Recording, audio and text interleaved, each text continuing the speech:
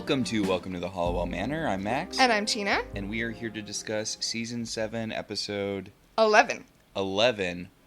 Ordinary Witches. Do you know what that's a reference to? I assume Ordinary People. Oh. Which is about a family dealing with the loss of a child. There's an American Dad that references it in a very funny and accurate way. Oh, all right. But there's not really a connection to... Well, in this episode, a couple of ordinary people get Piper and Phoebe's powers. Yeah, that's probably why. Okay, so... But, I mean, it has nothing to do with the premise of that movie, if that's what they were referencing. Yeah, it does not. Okay, so speaking of the premise of this episode, I told Max before we started that he needed to watch the trailer for this episode before we started, and I wanted to get his live reaction because it is a criminally inaccurate trailer. So he's going to watch that now. All right. And then we're going to cut to his reaction.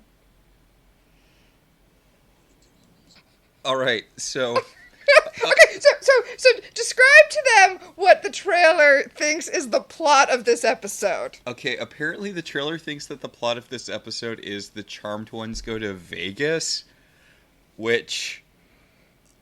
I mean, I feel like there was a few different plot threads you could have picked up here, and not the Charmed Ones are briefly in a casino.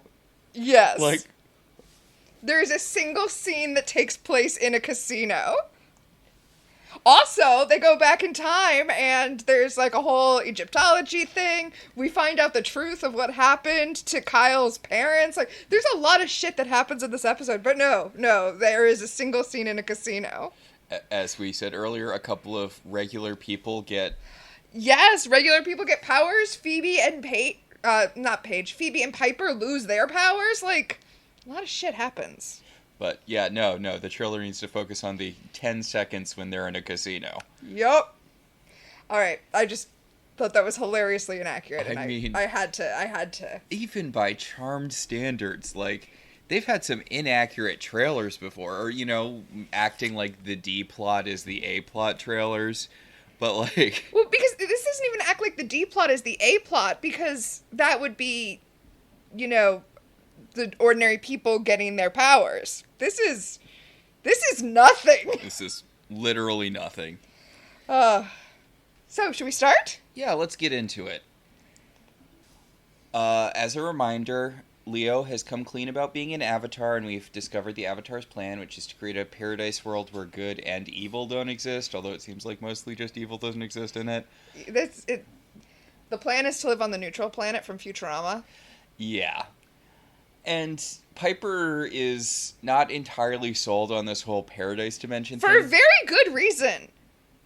So it opens and she's like, the toast is burning. And she's like, Leo, in a world with no good and evil, is there burnt toast? What is evil? In the world we live in, where good and evil are only aesthetics, how do we know what is good and what is evil? I mean, honestly, given the whole alternate good reality where people got shot for minor infractions that they went to at the end of last season... Although, I mean, so maybe it is a good thing to get rid of good? Maybe a world with no good and evil is a world where everyone minds their own business. But Piper's like, look, it's good that we use our powers to fight evil, but remaking the entire world seems like it might be a little... The word she uses is cocky, but I'd say, like, you're kind of stripping people of free will, which, again, should be the big conflict of the Avatar's perfect world, but it's not for some reason. It's that the Avatars kill people for no reason. Hey, remember a couple episodes ago when Leo asked the Avatars to tell Piper about him being an Avatar, and he did, and she told her sisters, and Paige told Kyle, and Kyle tried to vanquish Leo with the Avatar vanquishing potion he got from his dead parents who died. Oh yeah, I remember that. Well, you remember how the whole point of that episode is don't tell your wife or this will happen? Yeah. And you remember how last episode Leo told his wife? Yeah. So Kyle bursts into the manor and throws the Avatar vanquishing potion at Leo, And the avatars just freeze time because that's something they can do. And they're like, seriously. I actually wrote in my notes, they're actually making me feel bad for the avatars because they have to pop in and save Leo's ass all the time. And it's funny because the whole thing with Kyle killing Leo is that killing one avatar will deplete the strength of all of them. You need to remember that, and to make sure that you do, they repeat it 7,000 times. But, Leo's just making them run out of gas by making them use their powers over and over to fix his screw-ups. And Piper tells the avatars, hey, look, maybe if you didn't want Kyle to try to murder you, you shouldn't have killed his parents. And the avatars are like, we didn't kill his parents? And she's like, well, he thinks you did, which... he honestly kind of doesn't have any good reason to think that the avatars killed his parents. Yeah, the only reason he thinks that it's the avatars is because the potion that his parents were killed over vanquishes avatars. But... as we see, lots of people want potions that vanquish avatars. I mean, honestly, I wouldn't have been that surprised if the elders were the ones who killed his parents. Everyone is beefing with the avatars. Yeah, literally any demon could have done it. The demons are so afraid of the avatars. All demons are going to cease to exist when the avatars take over. So, it could have been literally any demon. Which is, spoiler alert, who did it? Random demon. So, Piper destroys the potion, the avatars unfreeze time, and Kyle's like, Piper, you don't know what you did! And then he runs out of the manor screaming and crying, which, I'm sorry she didn't let you kill her husband, dude. So rude. And Paige is like, I can't. Paige orbs in and she's like, what's wrong? Why is Kyle so upset? Which, oh my god, Paige, seriously. Paige was grocery shopping at the standard television supermarket, which is why she has a baguette sticking out of the top of her grocery bag. To be fair, baguettes are awesome. Yeah, I know. Every time I come home and I have bought a baguette and it's sticking out of the top of my grocery bag, I'm like, ooh, I'm in a sitcom. Yeah. It's weird because we don't get the 10,000 hours of opening shots of San Francisco, but we do get, 3 really slow shots of San Francisco. It feels like an interesting choice. Well, and one of them is the Golden Gate Bridge, and we're on the Golden Gate Bridge for so long that you feel like we're going to go to Elder World, which apparently now is just on top of the Golden Gate Bridge. So, back at the manor, Piper's like, so Paige, your boyfriend just tried to kill my husband, and Paige is like, it's not his fault, the avatars killed his parents, which I think it is his fault that he tried to kill Leo. Leo wasn't an avatar when that happened. Piper is so the voice of reason this episode, because she says what you just said. He was 5 when it happened. It's very possible that he is wrong about what happened. Which, spoiler alert, he is. Oh. So, Phoebe comes into the room, and she's giving everyone their assignments for this week for some reason. Because she's got premonition, so that's her job. Yeah. She's going to have Paige take Kyle back in time to see what happened to his parents the same way Leo took Paige back in time to see what happened to her parents. Yeah, that's a good idea. Which, I just want to point out, Leo used a curmudgeonly ghost for that, and they're just going to do time travel spells here. He's got avatar powers now. Yeah, I guess you don't need to, summon the ghost that can send people back in time. What I want to know is why they're, as a time travel expert, what I want to know is why they're so worried about changing the time when they go back in time, because it seems to me that the avatars could just send them back to watch it without giving them the ability to change it. I mean, that was the whole thing with the ghost. When the ghost sent them back in time, they could interact with stuff, but they couldn't really change the timeline.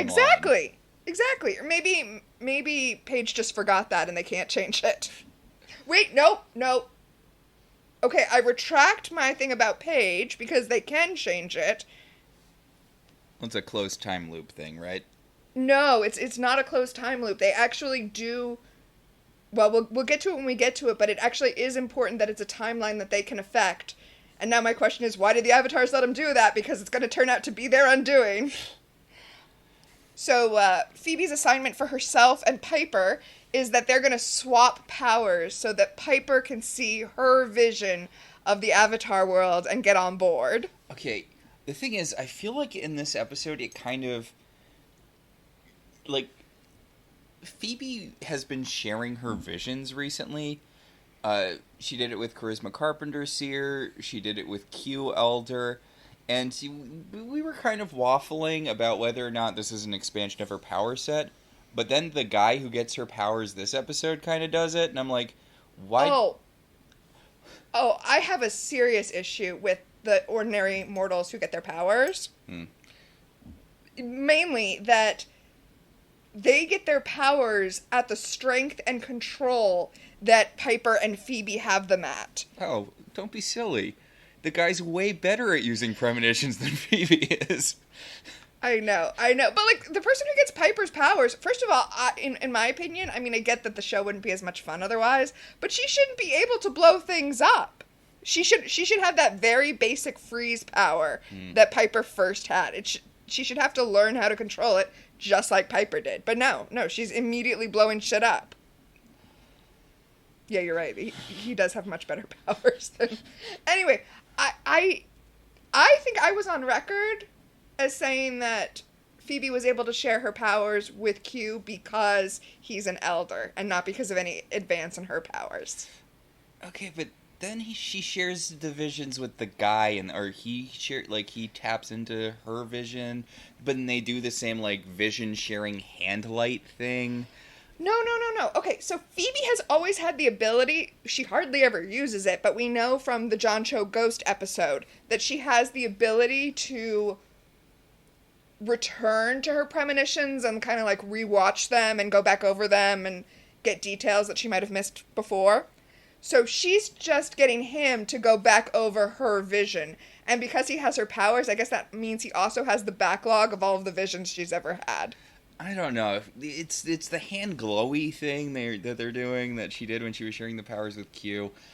I'm just saying it feels like... Granted, Phoebe's powers have never been even the slightest bit consistent. Remember when they hurt her for a little bit? Like, she got shot? Yeah, yeah. And then they dropped that immediately, which, good, because why would her powers expanding make everything worse? But, alright, so, you know what? Whatever. They're going to switch powers so that Piper can see Phoebe's vision of the future where she hugs her daughter and therefore be convinced that it's the right thing to do. And Phoebe will get to experience what it's like to have actual superpowers for like 10 seconds. Yeah, good for her. I'm kind of, I guess I'm not really surprised, but given that power swapping is something that you can easily do in this show, I'm kind of surprised it doesn't happen more. Well, let's see how it works out for him this episode. Point. So, down in the underworld, Zanku is, creeping on the sisters. Yeah. He is establishing himself as the new big threat. Remember, he's that demon guy that the Source sealed away because he was so powerful he was a threat to the Source. I want to keep a running log of how many people kick Zanku's ass over the course of this season. Oh, I thought you were going to talk about how many people are more powerful than even the Source. Because you did not watch Stargate, but there was a thing when I was watching Stargate through for the first time. Every time they would defeat the big bad, they would say, "Oh, now that the big bad is dead, there's a power vacuum, and someone even more powerful will rise in its place." And it's like, that's not how vacuum works, my dude. So yeah, Zanku senses that the sisters are going to be vulnerable because I guess everyone's psychic now. Yeah, but also, when I said he's creeping on the sisters, he's like psychically monitoring them 24/7 so that he can swoop in at the instant that their powers are, mid-transference. Oh my god. You are making this so much more complicated than it needs to be, dude. Yeah, right? So, Paige is mildly scolding Brody for attempting to kill her brother-in-law, and Brody's like, "I didn't have a choice. The only thing I can do to get revenge for my parents is slightly weaken the avatars by killing a guy who just joined." And Paige brings up the good point.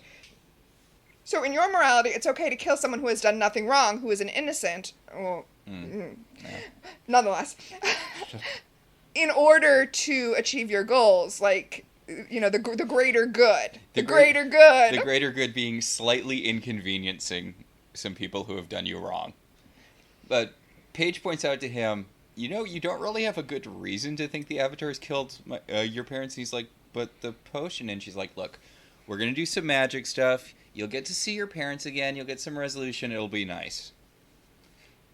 Like, Alright. I mean, I don't really feel like Brody's the most rational person. I'm not sure why he's going along with this, but... I'm not either. Like... Well, no, you know what? I take that back. I do know because you said it. Because he'll say later on that his whole life he's thought that all he wants is just 10 more minutes to see his parents. Oh, so... Yeah. It's kind of nice seeing Piper and Leo on the same page. Like, they're getting ready to do the power swapping thing, and there's a bit where Leo's smiling at Piper, and she's like, what are you looking at? And he's like, you. And it's cute. To see them nod at each other's throats for once. Yeah, honestly, the two of them had a pretty solid relationship this season. The occasional petty fighting aside. But Brody walks into the room, and everyone is way too cool about the fact that he just tried to kill Leo. Here's the thing that gets me. He's like, wait, Leo's the one who's going to send us back in time? He's an avatar. He's just going to mess with it so that it looks like the avatars didn't do it, and then I'll come back and I won't really know what the truth of the matter is. And Leo's like, how dare you think I would do that? Leo is so offended that Brody doesn't trust him. Man just tried to kill you 20 minutes ago. And, like... really nothing Leo says dissuades him. Like, no, Leo doesn't have a good counter argument other than no. He's not giving a thing to assure Brody that he's not just going to throw him in an illusion where he sees, let's say, a bunch of demons kill his parents. Well, hence me going back to my thing about how Brody just wants 10 more minutes with his parents regardless of what he sees. Yeah. Okay, so then they come out. And we're in New York City because we're zoomed in really tight on the subway stairs. Mm-hmm. And, we're in New York City, and we're on a soundstage dressed to look like New York City and not actually New York City because we're zoomed in on the subway stairs. And Brody's first instinct is, he's like, wait a second, this is the day my parents died, but we're at Columbia University where they taught. Hours before they actually died. The avatars are fucking with me. It's like, no, what? No! Obviously you're supposed to follow your parents and there's more context that they want you to have. What the fuck, dude? Jesus Christ. So, he walks across the street, nearly gets hit by a car, and he is walking here. Yes. They're in New York. Phoebe should have come. She used to live in New York. Okay. How long has it been since we got a Phoebe who used to live in New York? That's true. It's true. Okay, so this is a thing that is often said about different things, so I don't know how true it is or not. Mm-hmm. But I have heard that the "I'm walking here" line was in fact ad-libbed because he actually did almost get hit by a car that was not part of the of the shoot, and I like to think that's true. Yeah. A taxi drives by, and we get a very weirdly ADR thing where Paige notices the ad for Raiders of the Lost Ark on top of it. Yeah. Like, they really wanted to make sure we saw that, and I do not know why. Or rather, okay, I'm going to make a guess. You ready? I'm ready. Okay. I think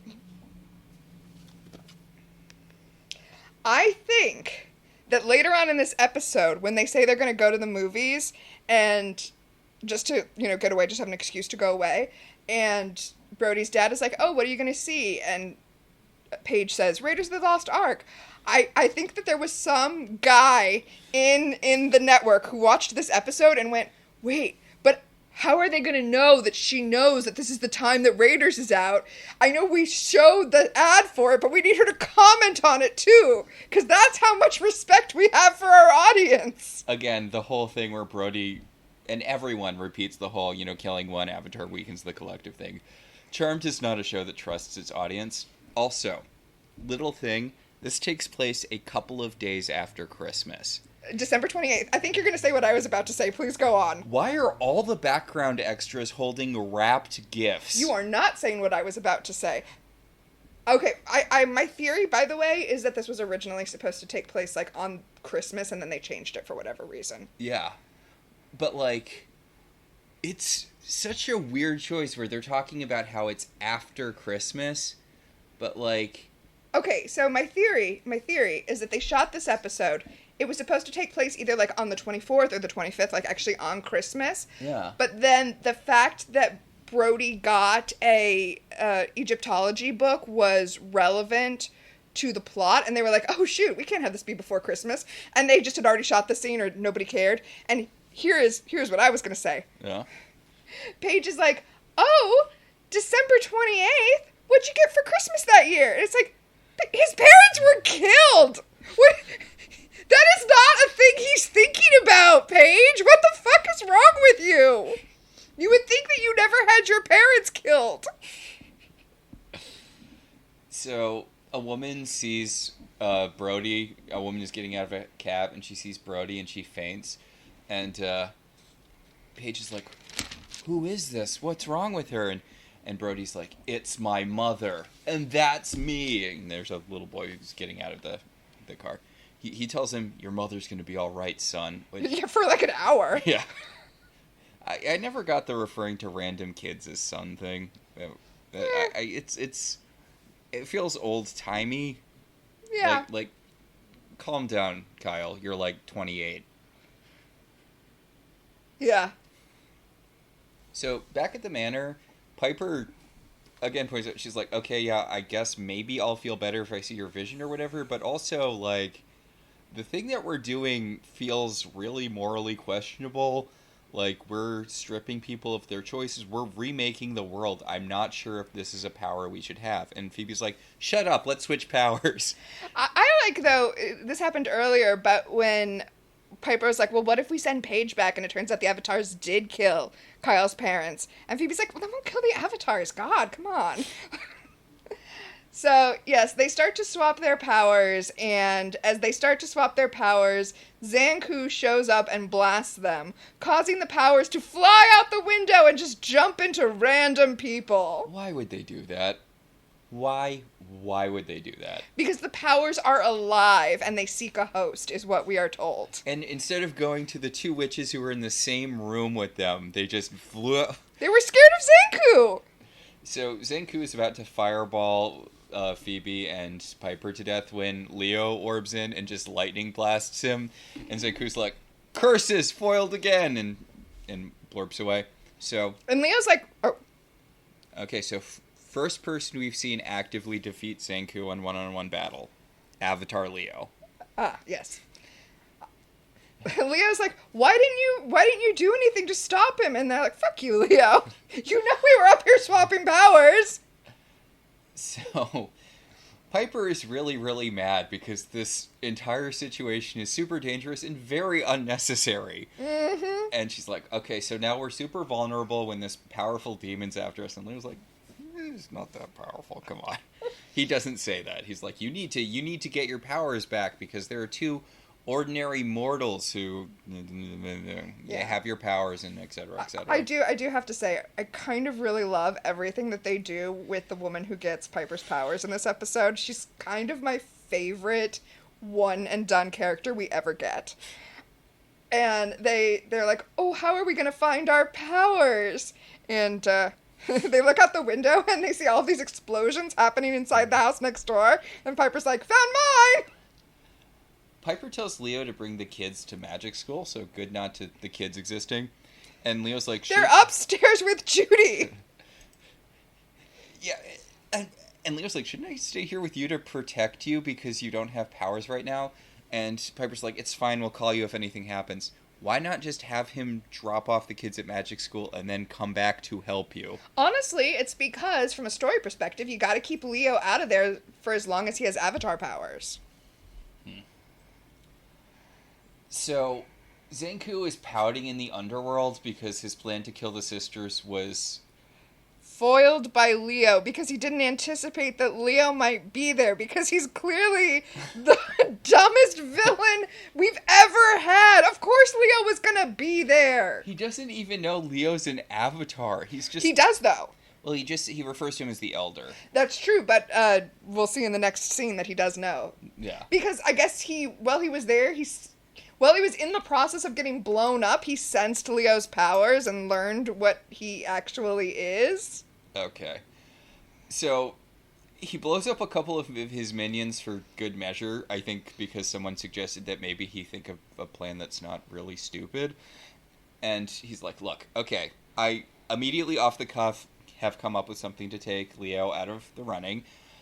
The elders love killing other elders for basically no reason, so we just need to give them a little nudge, and they'll murder Leo, and then we'll have a clear path to the sisters, because Leo's clearly the only one in White Lighter Land pulling for them. Yep. Which is fair and accurate. Okay, so I think my theory that this originally took place right before Christmas is entirely true, because we go back to the past, and the past is established via a Salvation Army bell ringer. Why would they be there after Christmas? Yeah. And also, not to spoil premonitions for later on in our episode, but Brody's dad shows up, and it is young John Hamm, looking fine as fuck. Oh my god, he looks like a cartoon pilot. Yes, John Hamm definitely took his handsomeness pills before shooting this.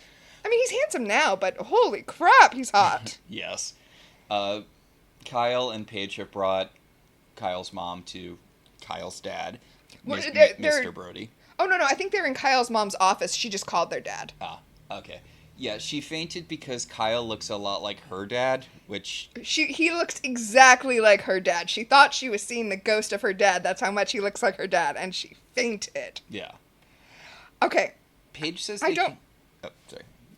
I don't want to dismiss this because whatever, we have to move the plot along, but my mom recently sent me a baby picture of me with my dad, because as a baby I look so much like our daughter. Mm-hmm. And my dad looked so young in that picture. If I saw someone on the street who looked exactly like my dad did in that picture, I would not think, oh my god, that guy looks exactly like my dad. It would not cause me to faint. Well, yeah, it's... Okay, so this is the thing. A lot of people don't like the Superman thing because they're like, oh, what, a pair of glasses is enough to disguise him. I had a friend back in college who looked so much like Emma Stone, but when people saw her, they were just like, you look like Emma Stone. They weren't like, oh my god, why is Emma Stone working at the Starbucks? Like, if you see someone who looks like someone else, someone you know that they're probably not, then you don't think, oh, that's secretly that person. Yeah, fainting because someone looks like your dad isn't really... I would just assume, since this is the time period where that was more plausible, that your dad had a secret family, and this might be a half... Here's your secret half-brother! Yeah.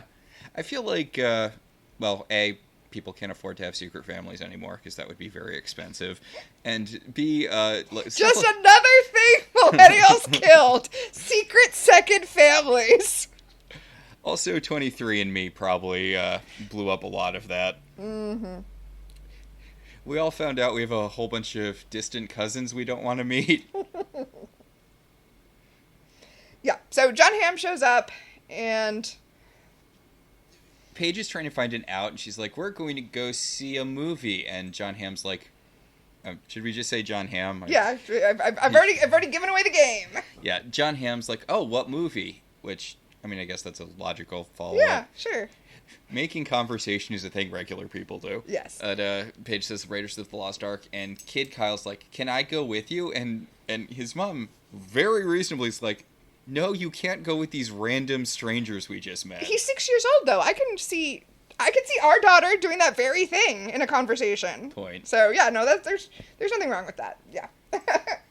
But like I said, the executives were obviously like, oh no, we have to establish the Raiders of the Lost Ark is out. So, Kyle is talking to Kid Kyle, and as John Hamm gets a phone call, and... He's looking at the Egyptology book that Kid Kyle got for Christmas, and he's like, oh, I love Egyptology, and... They both love the same story from the book, and his mom is suspicious for some reason? No, actually, I was thinking of this as a really good example of people who know how to time travel. Because when they ask about it, and they both simultaneously say... The Mummy's Curse. The Mummy's Curse. Because what happens is Paige asks Kid Kyle, what's your favorite story? And Kid Kyle and adult Kyle simultaneously say the mummy's curse. And then Kyle says, that's every kid's favorite. And I feel like that's a good explanation. I don't get why the mom was suspicious, because she has a suspicious face after adult Kyle says it, and it's like... Well, remember, he looks so much like her dad that she fainted. So maybe she is putting together that he is her son grown up and time traveled. I think she's just fainting all the time, constantly, from things that are mildly coincidental. I mean... She's like one of those goats. It seems unfair to say that she's making outrageous leaps of logic when they are, in fact, correct. Yes. The phone call that Kyle's dad got was that that Customs is going to destroy a bunch of mysterious bottles that they got. They're both archaeologists or whatever, or they're archaeology professors, history professors. I think that they're archaeology professors and also archaeologists like Indiana Jones. Yes. But yeah, they're going to destroy a bunch of stuff that they got on the Cairo dig because the manifest is missing and Customs and et cetera. And so they have to go to the docks, which of course we know is where his parents were killed. So yes, we're on our way there. By the way, Paige has a very cute outfit on. She does. You know what? It kind of reminds me of the outfits that Cher wore in Clueless. It's giving very Clueless. Well, yeah, it's like a pink plaid skirt, and she's got like a white sweater, and then kind of like a pink wool blazer. Yeah. It's a very cute look. Mm-hmm. So the cinematographer really felt like they did something doing a scene transition where we zoom in on the bell ringer, who should not be there, on December 28th, and cut from that to the trolley bell in the present. And we know it's the present because there's a giant Ask Phoebe billboard on the side. So the guy whose powers Phoebe went into, we see... By the way, we never establish how Phoebe figured out where he is. We're just supposed to accept that. I think maybe scrying? No, because they scry for their powers later. She wasn't scrying now. Okay, well... Okay, so we cut to a guy who's he's on the street, and a woman is throwing clothes at him. She's very, very upset. I mean, speaking of how we telegraph things that are happening on TV, she's throwing all of his possessions off of the balcony because she is angry and they are, breaking up. I just want to point out how much I love all of the extras who are watching this scene. Mm-hmm. It's so weird. They're just four guys, two across the street and one on the same sidewalk as the guy, and they're all just looking up. I know that's... I mean, I would stop and watch. I'd be like, oh, what's going on here? But just look at that guy casually kind of lounging. He's like touching a tree while he's watching this, and the other guy's like tapping the other guy to try to get his attention. Like, they had to have been watching this for a bit. Yeah. But yeah, this woman is mad that her husband knows that she's cheating on him. She's mad that he violated her privacy by obviously having a private detective or something follow her to know that she was cheating, which is such a cheater thing to do, to try to like turn it around and be like, oh, well, you shouldn't have been snooping. Yeah. Like, clearly you're in the wrong. She does not have the right to be as angry as she is, especially because as she's throwing his shirts down, he keeps catching them and having premonitions of every guy she's like... Yeah, more and more premonitions. At one point, she throws his bowling trophy down, and he has another premonition, and I'm just like, what did they do with the bowling trophy? Like, I'm sorry, but was she committed to having sex with every single man in this dude's life? Because he's like, oh no, my best friend, my boss, my bowling instructor. I'm like... So is this just a pathological thing where you needed to sleep with every single person? Like, I guess so.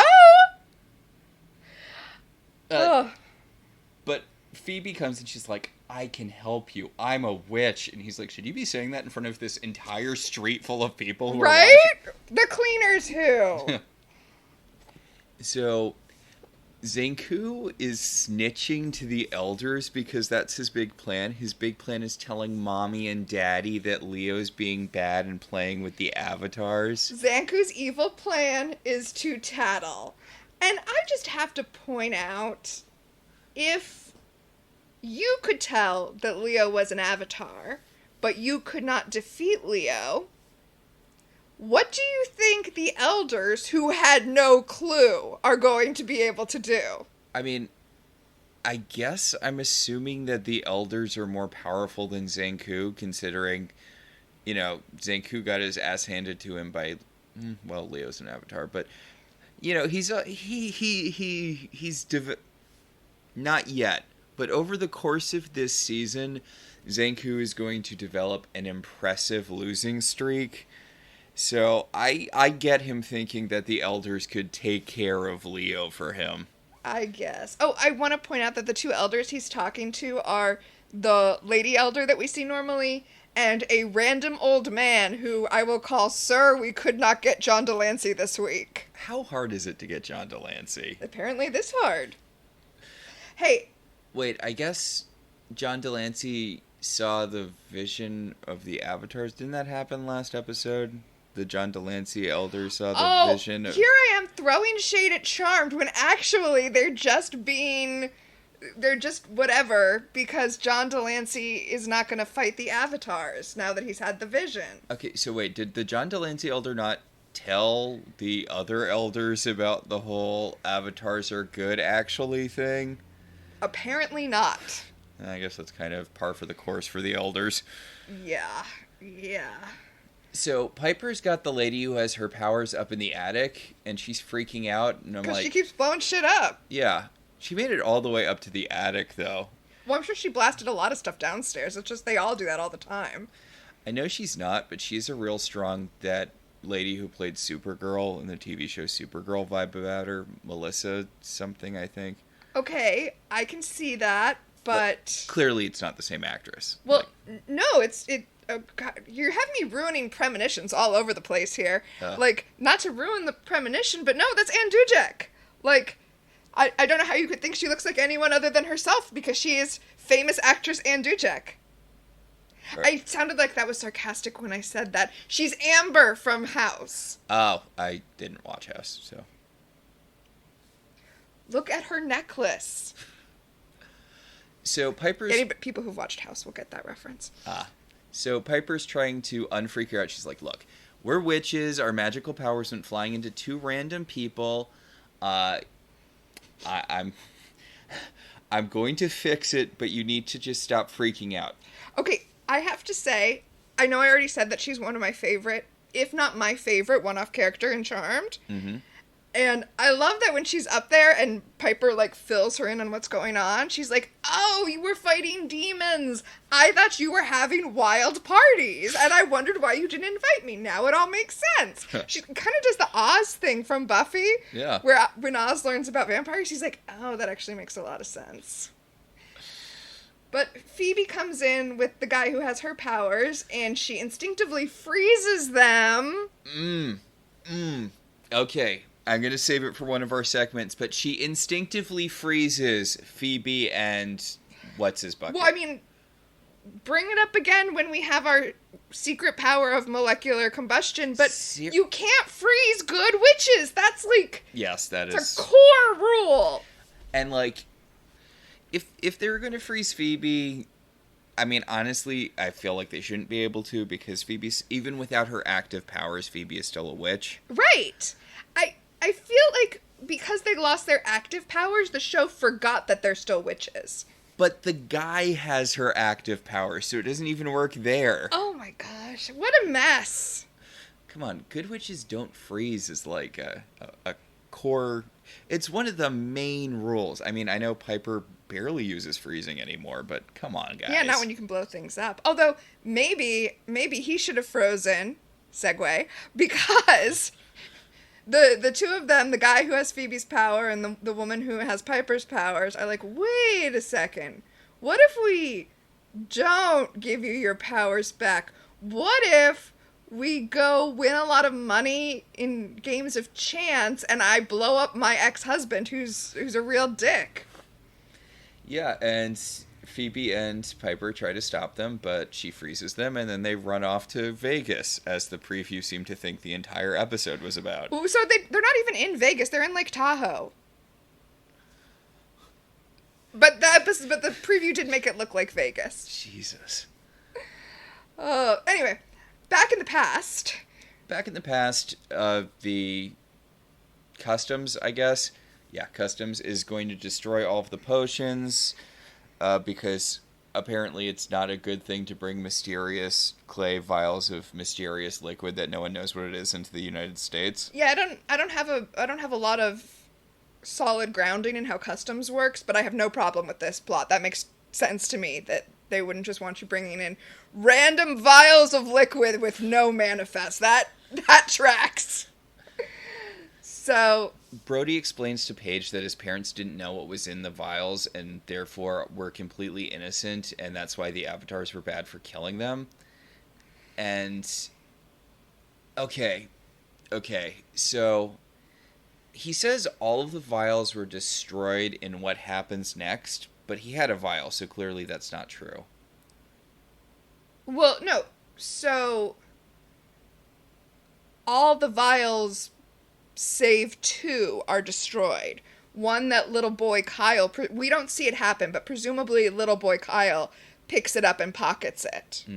And then the other one we'll talk about. Okay, because I'm like, I feel like he stole I thought he stole the vial that little Kyle was supposed to take, which would have ruined the whole closed time loop thing, but I guess there could have been 2 that, yeah. Oh man. Okay. As a time travel nerd / expert, jumping ahead here, but it's time travel, so what are you gonna do? As a time travel expert, when he takes that unbroken vial, which is what's gonna happen, and therefore Brody will now have a vial in the present, I was thinking it was a second unbroken vial, and therefore the time was still intact. It's just that we can assume nobody in the past knew there was a stolen vial. But if he took the one that child Kyle was supposed to take, that does create a lot of ripples. But I'm not going to worry about that because We can just assume there was another. That kid Kyle already Don Summers, one of them. And yeah, I'm gonna give Charmed the benefit of the doubt here. yeah. Speaking of child Brody, he sees Kyle and Paige skulking around, and he's like, "Hey, what are you two doing here?" And Kyle's like, yeah, we're your guardian angels. You know how you think they're guardian angels? We're them, and we're here. And I just have to say, how is it that Kyle could wander upon 2 people who claim to be the guardian angels he firmly believes in, immediately see his family blow up, and then go after some other entity that he knows nothing about? I'd be like, fuck you, guardian angels, you did a shit job. Not only does he believe that they're guardian angels, he believes in them so much that he relies on them during that whole people are stealing guardian angels thing. I mean, I guess he's safe. They put him on a barrel outside of the range of demon fire. Yeah. So maybe his parents just had really shitty guardian angels. I mean, I feel like a guardian angel would not let a 6-year-old's parents be killed if they were in his charge. Hey, their job is to protect him. Whole separate guardian angels for the parents. Okay. They don't shield you from psychological harm. Well, then they're not that great. Well, yeah, it's Charmed. No one's great at their jobs. Meanwhile, back at the manor, Leo orbs in and sees frozen Phoebe and Piper, and he's like, "Why didn't you stop them?" So what is your problem this episode, Leo? What part of they don't have their powers anymore don't you get? Although maybe he's more like, wait, is my wife not a good witch anymore? I mean, we always kind of suspected about Phoebe. And I guess it's not that big a surprise about Piper. So Leo's like, why did they run off? Didn't you tell them about demons? And they're like, yeah, but like, they haven't really seen demons. They're not, and they don't have a concept of personal gain, so they're just gonna run off and do whatever. Like, they don't get the shitty part of being a witch. I mean, do they have a concept of murder? Because they are gonna murder that guy. Although, yeah, it's not fantastic. Although when we come upon them in the next scene, Anjijik seems to be a lot less invested in killing her husband and just having fun with her powers. So well, living well is the best revenge. Right. I mean, my question is, if it came down to it, would she be able to actually murder her ex-husband? And I think the answer is no. So Phoebe starts scrying for their powers because she is still a witch. And the powers point to a piece of the map that's just like that listing of street addresses.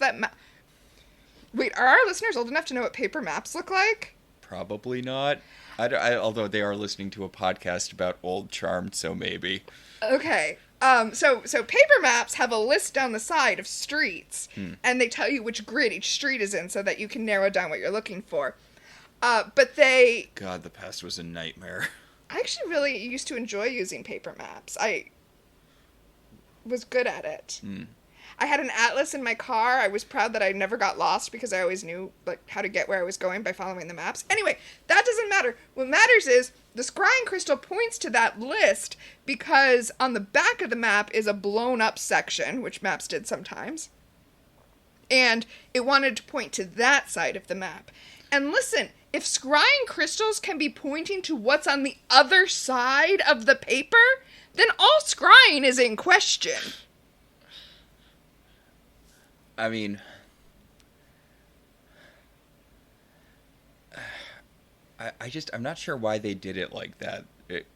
I guess the episode was running like 2 seconds short because it's not like scrying didn't work there. Because it needed to be pointing to a place that allows gambling that they could have gotten to that would not be on the map that the sisters normally use.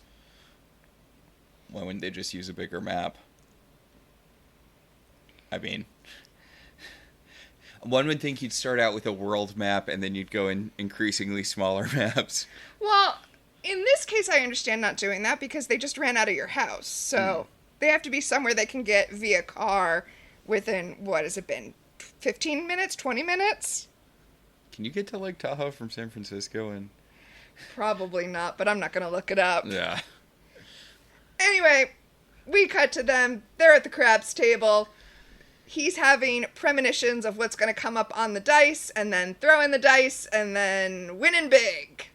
Yeah. But not big enough that the pit bosses have come to roust him yet. Yeah, that's, No, I feel like he's won just the right amount of big. And I think his premonition would tell him if the pit bosses were about to come. Like, casinos want people to win big for a while because that's what makes people want to gamble. And...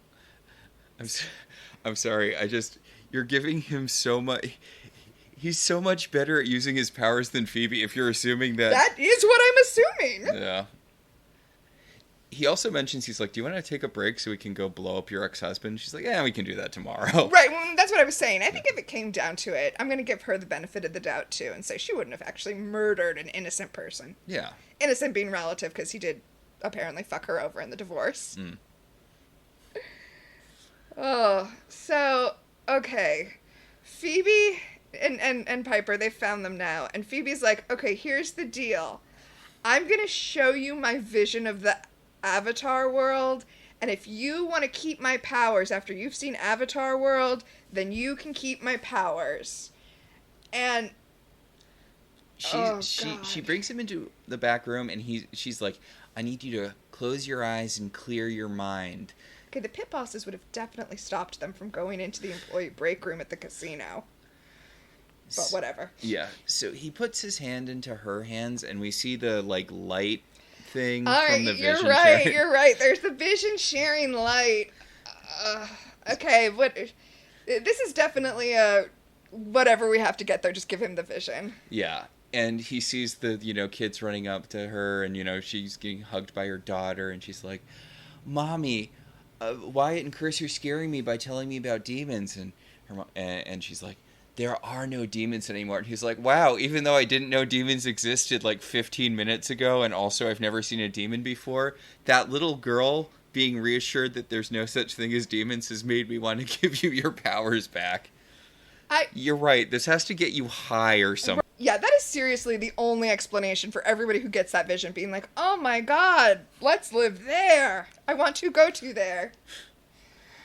So yes, he has been swayed by his vision of Phoebe's vision of the future under the avatars. Yeah, he's like, oh my god, give them their powers back. Meanwhile, Leo is having a a performance review, and it is not going great.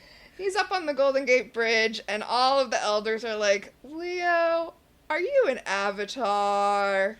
Okay, the thing that they're saying is entirely right. Yeah. They're telling him, look, change has to happen organically. You can't just force people to be good. You can't just take over people's will, and well, not even good, neutral, right? Yeah. You can't just take over people's will and make them behave a certain way. If you want the world to change, you have to, like, be the change you want to see in the world or whatever. I didn't care for it at the time, but once it was done, I enjoyed what it did. There was a Jean Grey miniseries in 2024, I think, which is basically just her sending her consciousness back in time and trying to change key moments in her history to stop all of the stuff from happening. And at first I was like, I don't like that all Marvel and DC seem to be doing these days is like, let's go back to our greatest hits. Yeah, let's go back to our greatest hits. There's a Ms. Marvel series that's coming out right now that's literally just we're doing all of the best, all of the most iconic X-Men stories, but Ms. Marvel is there. I mean, that's what the Ultimates was. It's just like, let's go to our greatest hits. Yeah. Except it was better when the Ultimates did it because they were still kind of writing new stories around that time. Okay. Ultimate Spider-Man's really good. They had a good clone Ultimate Spider-Man is really good, but that's because they had Brian Michael Bendis writing it. Yeah, but the whole point of the Jean Grey series is like she's using her powers to kind of try to change time by, telepathically shifting stuff. And the thing is, you can't do that. You can't force people to think the way that you want. It's people have to change on their own, which is what the elders are saying here. And it's a good point. But Leo's like, nah, fuck you. And they're like, okay, lightning! Okay, I'm going to say something, like, really complimentary to Charmed. Okay. I like that everyone who is fighting against the avatars is making the correct point. We are being put in the position of rooting for the avatars because through Leo's eyes, we're being told that what they are doing is good and right. And even though Leo killed an elder under the influence of the avatars, apparently that's okay sometimes, like when Chris killed that Valkyrie. At least one Valkyrie. At least one Valkyrie. But we're being put in the position of rooting for the avatars to take over and dismiss all of these arguments, all of which are correct. So I kind of like that move that Charmed is doing. Good job, Charmed. Yeah. But so the elders don't look too reasonable. They immediately try to fry Leo when he's like, I still want to do this. And also, we're not really proactive enough in the fight against evil. Well, now I'm going to immediately insult Charmed and bring up what you just... Where is John Delancey? Yeah. This doesn't work if John Delancey had that vision last episode, which he did. Oh, well. Yeah, so the elders all mass try to fry Leo. By the way, I have an MVP extra. It feels like it's been a while since we've had one of these. Okay. And I think I mentioned it earlier this episode, but you know what? I'm mentioning it again. There's an elder who's got kind of an Alanis Morissette playing God in Dogma thing going on. She's like a younger brunette woman, and all of her faces are really funny because, again, she looks like Alanis Morissette looked when she was playing God in Dogma. It's funny that you said she looks like Alanis Morissette because she is an extra, and I didn't look it up. I definitely could have, but I didn't. But I have a theory about who she is. Ooh. I think she's Holly Marie Combs' body double. Oh, I could totally see that. She looks a lot to me like Piper. Yeah. So, like, when they're setting up shots, shows will have body doubles for various actors so that they don't need to be on set all the time when they're setting things up. Mm-hmm. And in Gilmore Girls, at least, those body doubles get then used as extras. And if you watch in the background, you could be like, whoa, why does that guy look exactly like Dean? And that's why. So that's my theory, is that she is Holly Marie Combs' body double. One of the fun things about, I think they might have fixed it by this point, but back in the day when I think Netflix had Malcolm in the Middle, they had it in widescreen. That's the one where it's not turned into a square, right? So you can see all the extra bits that usually get cut off, and you can see all the times they have stand-ins for the kids, because obviously if you're shooting with kids, you've got a limited frame. Uh-huh. Also, you can see, like, a ton of the empty chairs whenever they're doing a classroom scene. Like, you shouldn't do that. The whole point of widescreen as a concept, and I'm old enough to remember when we were fighting for widescreen versus terrible, terrible pan and scan. The whole point of widescreen is that you should see it as the cinematographer meant you to see it. If it was shot in a square aspect ratio, that's how it should be presented. Simpsons, cutting off your jokes. Anyway, yeah, Leo is, since he's an avatar, he's apparently able to take lightning from, like, 7 elders and shrug it off. And he's like, hey, you had to take your shot, and I appreciate that you think that you're doing what's good, but the future's coming, and you guys are kind of irrelevant now, so fuck you. I loved it enough to write it down in my notes. The head elder, who's not John Delancey, who would be if he didn't have information that we have to hide, just gives this super annoyed sigh. He's like, oh, fuck, fine, whatever. And then they all orb away. Oh. So, okay. They all go back to the manor to cast the power switching spell, and I know this is such a minor thing. Why would you not bring that with you? I think because they just wanted to catch them quickly before they got too... I don't know. But, yeah, Zenku's waiting for them, and, Wait, let me do that again. Okay. Leave both these in, but ask again. Okay, why wouldn't they just cast the spell there? Why wouldn't they bring the spell with them to get... They had to go back to the manor because of all of the protective spells around the manor! Oh my god, yeah. Okay, sorry. Let's keep going. So Zenku is there, and they call for Leo, and he's like, oh, I don't think Leo will be able to help you. So we can assume the Elder thing is happening kind of simultaneously, because he seems a little tired after being lightning bolted, but I feel like he still would have come had he heard their call. That's very generous of you, because what I wrote in my notes is Leo's taking his sweet ass time getting there, but yeah, you're right. He's probably being blasted right now. So Zenku attacks, and Leo's like, hey, random lady, blast him. And she does, and Zenku gets blasted across the room, and he sits up and he's like, oh shit, I can sense Leo's still alive. I'm getting the fuck out of here. So I'm adding random lady with Piper's powers on the list of people who have kicked Zenku's ass. Because he threw, like, 2 energy bolts, she blasted him, and he left. Yep. Like, he left because Leo's still alive, and he's scared of Leo because avatars, blah, blah, blah. But, like, come on. I appreciate Zanku's thought process, which is, if Leo just got blasted by all of the elders and is still alive, then really there is no way that we can beat the avatars, and the avatars are going to destroy all demons, so sucks to be a demon, I guess. Yes. So Leo orbs in, and it's kind of funny he's still using orbing, even though he's an avatar now, and everyone knows it. Maybe he likes it better? I mean, that makes sense. It's the teleportation he's used to. Yeah. So he orbs in, he's like, everything okay? And they're like, yeah, it's fine. Zenku is here, but who gives a shit? It was Zenku. Back in the past, the time has come, the demons all show up, and they kill Kyle's parents because they want the avatar juice, because they are also worried about the avatars who are coming in 20 years. And it's the, like, polarity demons or whatever. Celerity demons. I like how they fireball all of the security guards, but then take the effort to stab Brody's parents so there'll be bodies for him to be traumatized by. That is weird. That is a weird detail. But yeah, it turns out fireballing and or stabbing people holding the very delicate potions you need is a bad idea, because almost all of the potions are destroyed. Yeah, we know at least 1, possibly 2 survived, but the celerity demons are just like, oh, guess we have to run.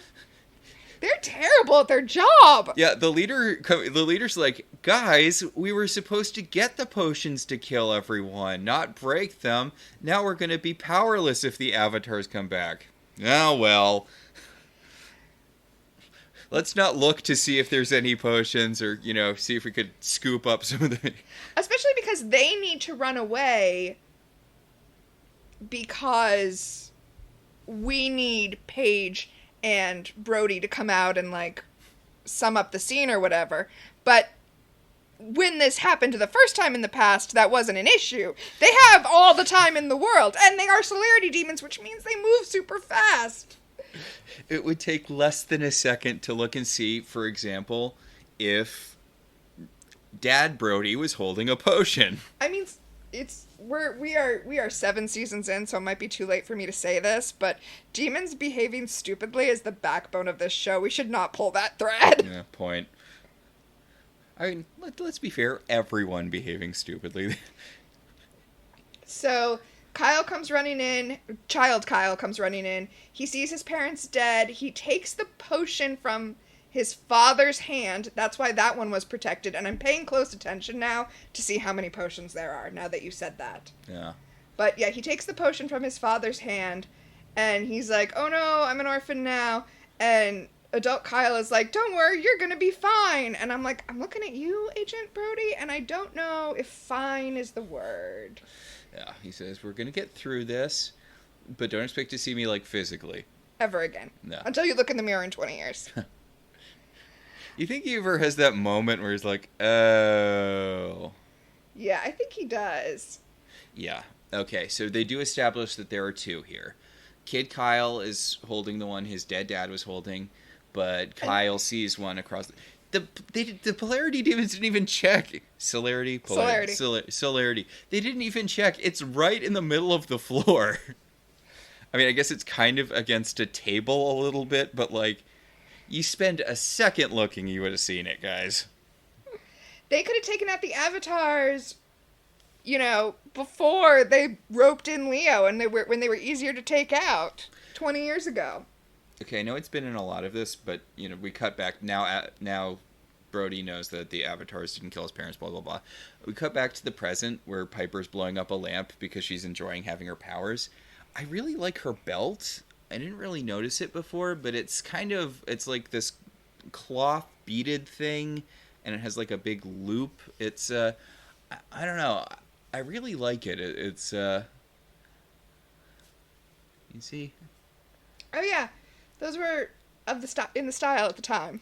As was the style at the time. Honestly, I really like sashes. I wish sashes were, like, more of a thing that stuck around as a fashion thing. Yeah. I don't think of sashes as being a thing that was around a lot in the 90s and early 2000s, but now that you mention it, I did wear a lot of sashes back then.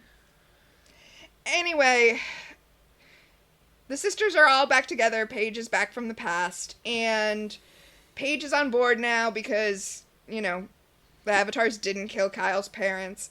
And Piper reveals that she is on board even though she did not get to see Phoebe's vision, because if some random dude is on board from seeing the vision, then I guess she is too. Yeah. Also, Paige is on board now because she's like, I'm really, really, really sick of watching people get murdered in front of me all the time, and I would prefer it if... I would like to not have to deal with constant murder attempts and seeing people die all the time. That would be nice. Yeah. Oh, also, they white lighter memory dusted the people with the... Yeah, they just had that as a throwaway line, which I guess is fine, because otherwise what do we assume is going to happen? Well, I hope you also white lighter memory dusted all of the, you know, people who heard Phoebe be like, I'm a witch and I can help you with your psychic powers. I mean, it's San Francisco. Aren't women running through the street shouting, I'm a witch, I can help you with your psychic powers all the time anyway? Fair. I mean, I really don't get... We've covered this before. You gave Prue an openly Wiccan funeral. You can just be upfront about the witch thing. Did I talk before about this terrible romance novel I read about witches? Yes, you did. I told you I said it on the air, too? Yes. Yeah, the Masquerade... It's a little fuzzier when you live in a world where you established that Wiccan exists as it does here, and you can just say you're Wiccan. Yeah, you can't tell him a witch, just say you're Wiccan. And then he won't die or whatever from that book. Oh. In the book I read, yeah, you can't, yeah. And her mom or whatever, like, near the end of the book is just like, just say you're Wiccan. It was this dumbest wrap up ever. But yeah. So the episode, all of the sisters have decided to be on Team Avatar, and then we cut to Brody, and he grabbed the other thing before coming back to the future, and he's putting it back in the little case he has for it. Yeah, so Brody says he's on board, but he still has an Avatar killing potion. Chekhov's Egyptian potion of Avatar killing. I mean, why? But why did he keep it? Yeah. In case it turns out that it's a terrible idea to take away people's free will? I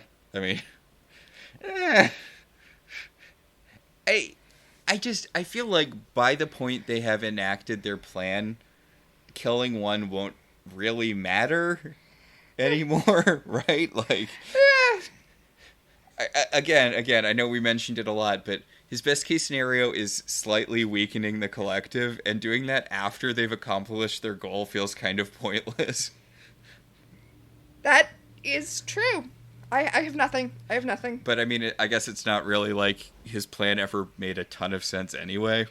Yeah. I'm going to jump ahead to... We'd usually do this after our segments, but I just want to talk about what the next episode is. All right. Because the next episode is Extreme Makeover World Edition. The Avatar stuff hasn't been as painful as I remembered it being, but also I'm really glad we're going to be done with it pretty soon. Yeah. The Peacock description, by the way, is Brody is kidnapped by Zanku and forced to place a paranoia spell on the Charmed Ones. This is they're not mentioning the whole remaking the world thing in that, or... Well, it happens over 2 episodes. The next one is... This episode is pretty wheel spinny, but it also feels like they're going to be spinning a lot of wheels to make that concept last 2 episodes. Yeah, I guess that's fair. Alright, so much like the Charmed Ones, we have our own power of 3. The first power in our pack is Premonition, who in this episode is, was, or will become famous. I feel like we've been very upfront about it, we touch it. It's John Hamm. I mean, this is one of the big ones. When you talk about guest stars who were on Charmed before they became famous, John Hamm as Brody's father in the past is a big one. Yeah, because it is a nothing burger role, but John Hamm is here, and he's very, very handsome, so that's nice. He is handsome. He is so much more handsome than Kerr Smith. No offense, Kerr Smith. No offense, Kerr Smith. Kerr Smith is an attractive dude, but John Hamm is famously very, very handsome. There's a whole arc in 30 Rock about how handsome John Hamm is. And then Ann Dujek, who is, of course, 13, or Amber on House, is... How'd they kill off her character? Okay, her death is like one of the most Jesus, I impactful was deaths joking. In the thing. In fact, the what is my necklace is the thing that is her death. I was joking. Jeez, what is it with medical shows? She dies in a 2-parter called... I feel like I spoiled it, but House is old enough. If you wanted to watch it, you'd have watched it. Yeah, she dies in a 2-parter. The first one is House's head, and the second one is Wilson's heart. And oh my god, it's so well done. It's seriously the best done episode of the whole show. Okay, so House is basically just Sherlock, but with doctors, right? Yes. Sherlock Holmes, not specifically the show Sherlock. Did they do an Irene? Is there an Irene Adler character? I know it wasn't exactly like a 1-to-1 thing, but... That's a good question. There is a character who's specifically called Moriarty. There is a Moriarty character. I mean, I guess the hospital administrator is kind of in that position. Not really. Cuddy? Yeah, Cuddy. I don't know. If we're doing the Sherlock analogy, Amber is Mary Watson. Ooh. Yeah.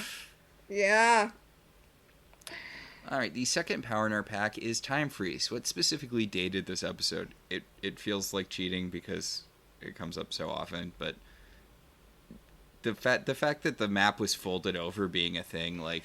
Because I don't want to do paper maps because Scrang's a thing in this show, but that feels so time-specific that having the, like, addresses on the side of the map and having it folded over like that. Okay, so now I feel super old because I specifically wrote, I don't have a time freeze, even though, as we were recording this episode, episode, I felt the need to explain to the young'uns what a paper map looked like. So, wow. Okay, I'm just old. Didn't even recognize that time freeze. Time freeze. Paper maps. It's such a specific thing, though, right? Yeah, Like, no. Like, you're right. I wouldn't use it normally because that's how you would scribe. But yes, for this particular instance, the way a map is set up was part of the scrying. Especially because it wasn't necessary. Like, I mean, whatever. The third power in our pack is telekinesis. What, if anything, genuinely moved you? Okay, you said that like so sarcastically.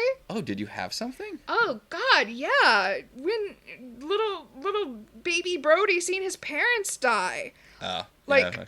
and I since becoming a parent myself, I am so much more sensitive to kids getting orphaned in fiction. I'm like, no, I just want to take care of them. I can see that. I personally didn't, but that's just, it's not fair. It's not fair. I mean, just because I don't like adult Brody doesn't mean I want him to be an orphan as a child. In fact, if he wasn't orphaned as a child, maybe he would be a better person. No, I was going to say the kid who played Kid Brody was not great at acting, but that's not fair. He's a child, and child acting is, like, there are some very good child actors, but it's inherently kind of an abusive thing to do. Like, yeah. And, like, so I feel like I can't be mean to someone who's a bad child actor, because, yeah, you shouldn't be there. You should be at school or whatever. So we already previewed it, but do you want to talk about our molecular combustion? Oh my, good witches don't freeze. It's one of the cardinal rules of freezing. Good witches don't freeze. Molecular combustion is something that blows up the continuity that we've already seen. Yeah. Come on. Come on. Okay, I think that'll about do it. I think that will do it. Our show is partially listener supported. If you want to be one of those supporters, you should head over to our website, www.welcometotelevision.net, and click on our Patreon link. We'd like to thank our current $5 and above supporters: Beryl, Patricia, Rosa, Alex, Becca, Carolyn, Cassidy, Daniel, Alicia, Hoops, Javier, Jen, Maricruz, Randall, and Twinflower. If you'd like to support the show in other ways, you could always rate and review us on Apple Podcasts. It helps other people find the show. If you want to talk about this episode, or any episode of any television show, you can find us on Blue Sky at Welcome to TV, or you can email us at ilovetelevisionzines@gmail.com. So until next time, I'm Max. And I'm Tina. And this has been Welcome to the Halliwell Manor.